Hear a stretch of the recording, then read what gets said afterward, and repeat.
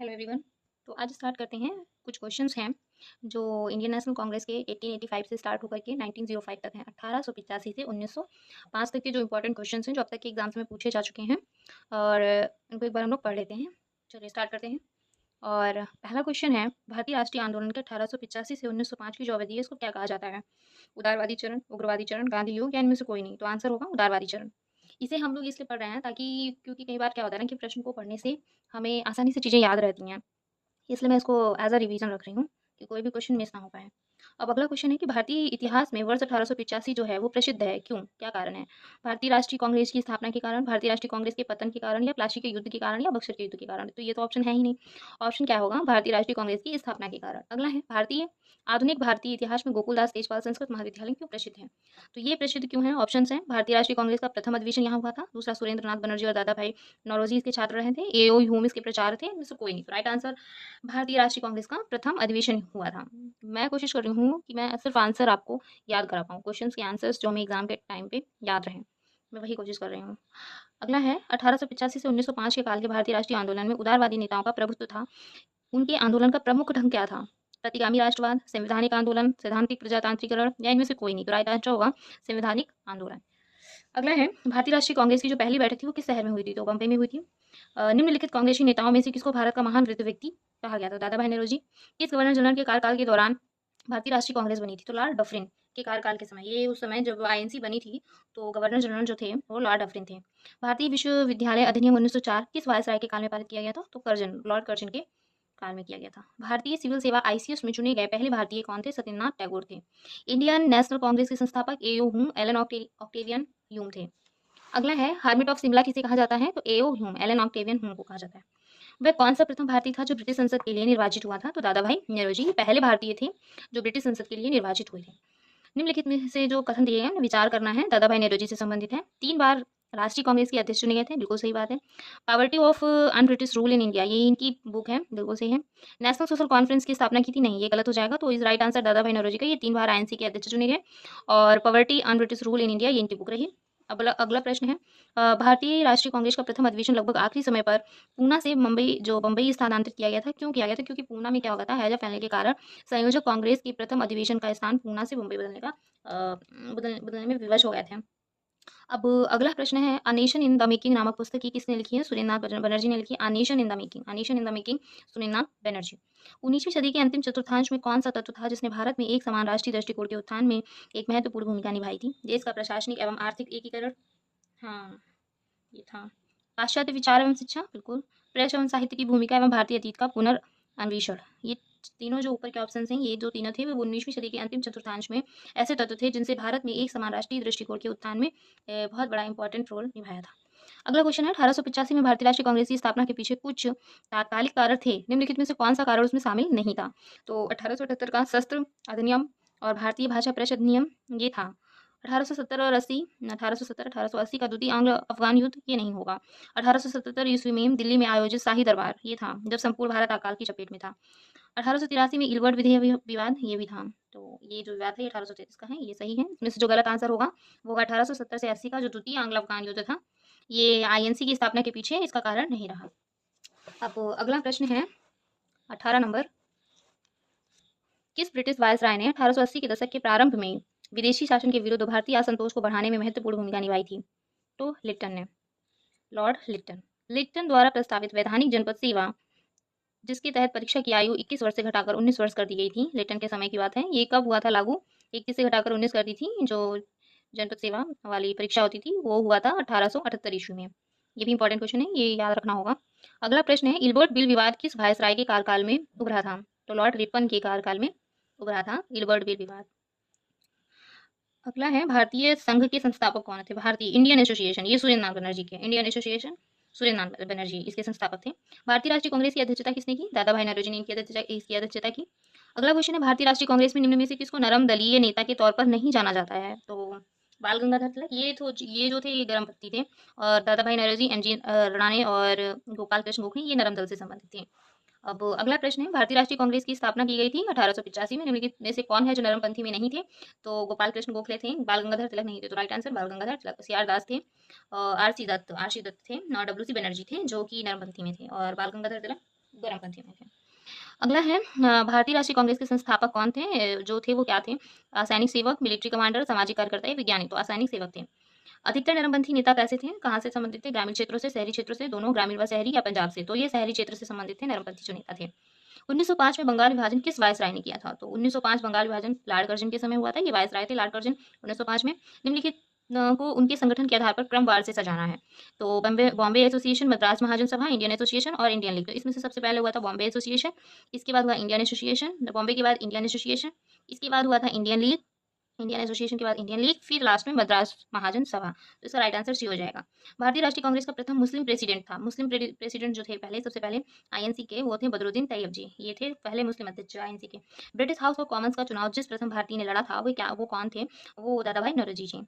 और अगला है कि किसने कहा था कि कांग्रेस पतन के लिए लड़खड़ा रही है? मेरी सबसे बड़ी अभिलाषा जब तक मैं भारत में हूँ कांग्रेस की शांतिपूर्ण समाप्ति में सहयोग करना है। ये लॉर्ड कर्जन ने कहा था। ये किसने कहा था? लॉर्ड कर्जन ने कहा था। और अब अगला क्वेश्चन है 33 नंबर। भारतीय राष्ट्रीय कांग्रेस के 1905 के बनारस अधिवेशन के अध्यक्ष कौन थे? गोपाल कृष्ण गोखले थे। 1905 में बनारस में अधिवेशन हुआ था। और अगला प्रश्न है कि निम्नलिखित में से कौन भारतीय राष्ट्रीय कांग्रेस की स्थापना अधिवेशन में उपस्थित नहीं थे? तो दादा भाई नौरोजी थे, और जी सुब्रमण्यम अय्यर थे, जस्टिस रणाने थे। और कौन नहीं थे? तो सुरेंद्र नाथ बनर्जी आईएनसी के स्थापना अधिवेशन में उपस्थित नहीं थे। भारतीय राष्ट्रीय कांग्रेस के पहले अध्यक्ष कौन थे? डब्ल्यू सी बनर्जी थे, पहले अध्यक्ष थे। अगला है वेमेश चंद्र बनर्जी हो गया। अगला प्रश्न है कि भारत के पहले लोक संघ लैंड होल्डर सोसाइटी की स्थापना कब हुई थी? 1837 में। लैंड होल्डर सोसाइटी की जो स्थापना हुई थी वो 1837 में हुई थी। लैंड होल्डर्स सोसाइटी की स्थापना किसके कल्याण के लिए की गई थी? तो जमींदार के कल्याण के लिए की गई थी। अगला प्रश्न है दादा भाई नौरोजी ने 1866 में ईस्ट इंडिया एसोसिएशन की स्थापना कहाँ पे की थी? तो लंदन में की थी दादा भाई नौरोजी ने 1866 में। और 1870 ईस्वी में पूना सार्वजनिक सभा की स्थापना किसने की थी? तो महादेव गोविंद रड़ाने ने की थी। अब अगला है कथनों पर विचार करना है। भारतीय राष्ट्रीय कांग्रेस का प्रथम अधिवेशन कलकत्ता में हुआ था। तो ये तो गलत हो गया, वो तो बम्बई में हुआ था। भारतीय राष्ट्रीय कांग्रेस का दूसरा अधिवेशन दादा भाई नौरोजी की अध्यक्षता में हुआ था। हाँ। और भारतीय राष्ट्रीय कांग्रेस तथा मुस्लिम लीग दोनों ने लखनऊ के 1916 अधिवेशन में किया तथा लखनऊ समझौता जो संपन्न हुआ वो 1916 में। ये सही बात है। तो इसका राइट आंसर 2 और 3 सी ऑप्शन सही हो जाएगा। निम्नलिखित में से किस एक ने सन 1875 में हाउस ऑफ कॉमन्स में एक याचिका प्रस्तुत करते हुए ब्रिटिश संसद में भारत के प्रत्यक्ष प्रतिनिधित्व की मांग की थी? तो कौन सा था इसमें? दी डक्कन एसोसिएशन, इसका नाम क्या होगा? दी डक्कन एसोसिएशन सन 1875 में हाउस ऑफ कॉमन्स में एक याचिका प्रस्तुत करते हुए ब्रिटिश संसद में भारत के प्रत्यक्ष प्रतिनिधित्व की मांग की थी डक्कन एसोसिएशन ने। निम्नलिखित भारतीय नेताओं में से कौन एक ब्रिटिश द्वारा इंडियन सिविल सर्विस में बर्खास्त किए गए थे? आईसीएस में जो बर्खास्त किए गए थे सुरेंद्र नाथ बनर्जी थे, और सुरेंद्र नाथ बनर्जी थे। और इनकी बुक थी a nation in the making. Land holder society Calcutta के संस्थापक कौन थे? द्वारकानाथ टैगोर थे। अगला है मैचिंग दी गई है। Bengal British India society 1843, Madras native association 1852, Poona Sarvajanik Sabha 1876, Indian association 1876। तो पूना सार्वजनिक सभा और इंडियन एसोसिएशन ये दोनों हो गया 1876, और बंगाल ब्रिटिश इंडिया सोसाइटी 1843, और मद्रास नेटिव एसोसिएशन 1852। ठीक है, बाकी कुछ क्वेश्चन है फटाफट कंप्लीट करते हैं। क्वेश्चन नंबर 45, मद्रास महाजन सभा 1884, मद्रास महाजन सभा 1884, Bombay presidency association 1885, Indian association 1876 अभी बताया था, इंडियन था, और एक था पूना सार्वजनिक, तो दोनों ही 1876, कांग्रेस 1885 में।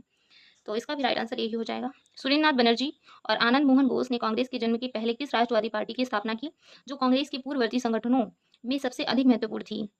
तो वो था, कौन सी पार्टी की स्थापना की थी? इंडियन एसोसिएशन की स्थापना की थी। इंडियन एसोसिएशन 1876 से संबंधित है, जिसमें क्या था? सुरेंद्र नाथ बनर्जी और आनंद मोहन बोस ने किया था। अगला प्रश्न है इंडियन एसोसिएशन ने किस मुद्दे पर सर्वप्रथम आंदोलन शुरू किया था? इंडियन एसोसिएशन ने तो भारतीय प्रशासनिक सेवा के नियम में सुधार और परीक्षा में बैठने की अधिकतम उम्र बढ़ाने के लिए की थी, क्योंकि उम्र तो उन्होंने 21 से घटा करके 19 कर दी थी, तो उसको बढ़ाने के लिए की थी। अगला है इंडियन एसोसिएशन द्वारा कलकत्ता में आयोजित अखिल भारतीय राष्ट्रीय सम्मेलन कब हुआ था? 1883 में हुआ था। इंडियन एसोसिएशन के द्वारा कलकत्ता में जो आयोजित हुआ था अखिल भारतीय राष्ट्रीय सम्मेलन, ये 1883 में हुआ था। ये बहुत ही इंपॉर्टेंट प्रश्न है। अगला है भारतीय राष्ट्रीय कांग्रेस के साथ इंडियन एसोसिएशन का विलय कब हुआ था? मतलब अब इंडियन एसोसिएशन 1876, आईएनसी 1885, इन दोनों का जो विलय हो गया वो 1886 में हो गया। अब अगला है मैचिंग दी गई है। रहस्यमय उद्गम, रहस्यमय उद्गम ये क्या है? कुछ मत हैं जो बोले गए हैं और इनको दिया किसने है, उससे मैचिंग करनी है। रहस्यमय उद्गम संबंधित है पट्टाभी सीतारमैया। थियोसोफिस्टों की योजना, ये एनी बेसेंट है। डफरिन की षड्यंत्रकारी दिमाग की उपज, ये कहा है WC बनर्जी ने। सुरक्षा कपाट का सिद्धांत, सेफ्टी वॉल्व का जो रूल दिया है वो लाला लाजपत राय ने। तो ये बहुत इंपॉर्टेंट है, इसका राइट आंसर ए ही होगा। एक बार और रिवीजन इसका कर लेते हैं। रहस्यमय उद्गम कहा है पट्टाभी सीतारमैया ने। थियोसॉफिस्टों की योजना एनी बेसेंट ने। डफरिन की षड्यंत्रकारी दिमाग की उपज कहा है WC बनर्जी ने। और सुरक्षा वाल्व का सिद्धांत ये बोला है लाला लाजपत राय ने। अब अगला मैचिंग वाला प्रश्न है, history of Indian national Congress, ये एक बुक है और ये बुक है पट्टाभी सीतारमैया की। History of Indian national Congress, history of Indian national Congress Pattabhi Sitaramayya. How India for freedom, है ना, how India fought for freedom, ये बोला था एनी बेसेंट, बोला नहीं था, बुक है एनी बेसेंट की। इंडिया टुडे है RP दत्त की। और 1857, ये बुक है 1857, ये बुक है, ये लिखी है किसने, SN सेन ने 1857। भारतीय राष्ट्रीय कांग्रेस के प्रथम सत्र की बैठक में कितने प्रतिनिधियों ने भाग लिया था? तो 72 प्रतिनिधि ने भाग लिया था। निम्नलिखित में से किसने भारतीय राष्ट्रीय कांग्रेस की अध्यक्षता 2 बार की थी? तो किसने की थी? जॉर्ज यूले ने, वेडरबर्न ने, कांदबनी गांगुली ने, इनमें से कोई नहीं। तो ये ऑप्शंस के अकॉर्डिंग आंसर हो जाएगा, वेडरबर्न ने 2 बार अध्यक्षता की थी। अब अगला प्रश्न है 54। ये किसने कहा था कि भारतीय शासन, ब्रिटिश शासन एक स्थायी, बढ़ता हुआ तथा लगातार बढ़ता हुआ विदेशी आक्रमण है जो धीरे धीरे ही सही मगर पूरी तरह से देश को नष्ट कर रहा है। ये कहा था दादा भाई नौरोजी ने। निम्नलिखित में से किसने एक सार्वजनिक भाषण में राष्ट्रीय कांग्रेस पर हमला किया तथा उसे जनता के एक बहुत सूक्ष्म भाग का प्रतिनिधि बताकर उसकी हंसी उड़ाई? ये किसने कहा था? डफरिन। जनता के एक बहुत सूक्ष्म भाग का प्रतिनिधि बताकर उसकी हंसी उड़ा दी थी इंडियन नेशनल कांग्रेस की, ये डफरिन ने। किसने कहा कि मुझे खुशी है कि कांग्रेस बराबर नीचे की ओर जा रही है क्योंकि यह राजद्रोही संस्था है और इसके नेता संदिग्ध चरित्र के लोग हैं? ये कहा था एल्गिन सेकंड के द्वारा ये कहा गया। निम्नलिखित में से कौन कौन है कांग्रेस के विरोधी रहे थे? तो सैयद अहमद खान, बनारस के राजा शिव प्रसाद, हैदराबाद के नवाब, दिनसा मांझी टेटेड। तो ये जो चारों ही लोग हैं, इन चारों लोग कांग्रेस के विरोधी थे। उदारवादियों की कार्यपद्धति के साधन थे, क्या साधन थे? प्रार्थना, याचना, विरोध, हिंसा और जन आंदोलन इनका नहीं था, ये प्रार्थना, याचना, विरोधी थे। उदारवादियों की कार्यपद्धति को किसने भिखमंगी राजनीति की संज्ञा दी? भिखमंगी राजनीति की संज्ञा उदारवादियों को दी थी, उग्रवादियों ने बोला था। जो नरम दल के थे नेता, उन्होंने। ब्रिटिश साम्राज्य के अंतर्गत स्वशासन की मांग सबसे पहले किसने और कब की थी? ब्रिटिश साम्राज्य के अंतर्गत स्वशासन की जो मांग है वो सबसे पहले की थी दादा भाई नौरोजी ने। कब की थी? 1904 में की थी। उदारवादियों का सबसे प्रमुख योगदान था, सबसे प्रमुख योगदान क्या था उदारवादियों का? ब्रिटिश शोषण नीति की ओर जनता का ध्यान खींचना, जनता को बताना कि ब्रिटिश लोग क्या कर रहे हैं, शोषण कर रहे हैं। अगला है, किसने कहा था कि हमें मर्दों की तरह खुलकर कहना चाहिए कि हम अपनी मज्जा तक राजभक्त हैं, हमें अंग्रेजी राज्य से कुछ फायदों का ज्ञान है? ये कहा था दादा भाई नौरोजी ने। अगला है, किसने कहा था कि भारतवर्ष तलवार के बल पर जीता गया था और तलवार के बल पर ही उसे ब्रितानी कब्जे में रखा जाएगा, ये कहा था एल्गिन ने। किसने उदारवादियों के संबंध में कहा कि अपनी शिकायतों का निवारण करने तथा रियायत पाने के लिए उन्होंने 20 साल से अधिक समय कमोबेश जो आंदोलन चलाया उसमें उन्हें रोटियों की बजाय पत्थर मिले? ये कहा था लाला लाजपत राय ने। किस उग्रवादी नेता ने उदारवादियों के संबंध में कहा था यदि हम साल में एक बार मेढकों की तरह टर्रा करके चुप होते रहे तो हमें कभी अपने प्रयासों की सफलता नहीं मिलेगी? ये कहा था बाल गंगाधर तिलक ने। 1897 में किसकी गिरफ्तारी के बाद राष्ट्रीय कांग्रेस में एक नया मोड़ आया था? बाल गंगाधर तिलक के। 1897 में इनको गिरफ्तार कर लिया गया। अब अगला प्रश्न है 67, पूछा गया है निम्नलिखित में से किसने इंडियन नेशनल कांग्रेस की नरम दली राजनीति की व्यवस्थित आलोचना न्यू लैब्स फॉर ओल्ड शीर्षक लेखों की श्रृंखला में की थी? अरविंद घोष ने की थी न्यू लैब्स फॉर ओल्ड, ये बोला था। गोपाल कृष्ण गोखले ने किस वर्ष में भारत सेवक मंडल सर्वेंट ऑफ इंडिया सोसाइटी की स्थापना की थी? 1905 में गोपाल कृष्ण गोखले ने। भारत में लॉर्ड कर्जन के प्रशासन की तुलना औरंगजेब से किसने की थी? तो गोपाल कृष्ण गोखले ने की थी। औरंगजेब ने कर्जन को औरंगजेब की तरह ही तुलना की। अगला, राजा जनता के लिए बने हैं, जनता राजा के लिए नहीं बनी है। राष्ट्रीय आंदोलन के दौरान निम्नलिखित में से किसने यह वक्तव्य दिया था? तो दादा भाई नौरोजी ने बोला था कि राजा जनता के लिए बनी है, जनता राजा के लिए नहीं बनी है। भारतीय राष्ट्रीय कांग्रेस का गठन होने के तुरंत बाद ब्रिटिश राष्ट्रवादियों के प्रति संशयालु हो गए। निम्नलिखित में से किसने कहा कि कांग्रेस केवल विशिष्ट वर्ग सूक्ष्म अल्पसंख्या का ही प्रतिनिधित्व करती है? ये कहा था लॉर्ड डफरिन ने। चलिए, आज तक अभी तक 1905 तक का जो इंपॉर्टेंट क्वेश्चन अब तक एग्जाम में पूछे जा चुके हैं वो कंप्लीट कर लिए हैं। अब कल हम लोग इसको पढ़ेंगे 1905 से 1917 गर्मपंथी या उग्रवादी चरण जो था उसको पढ़ेंगे 1905 से 1917।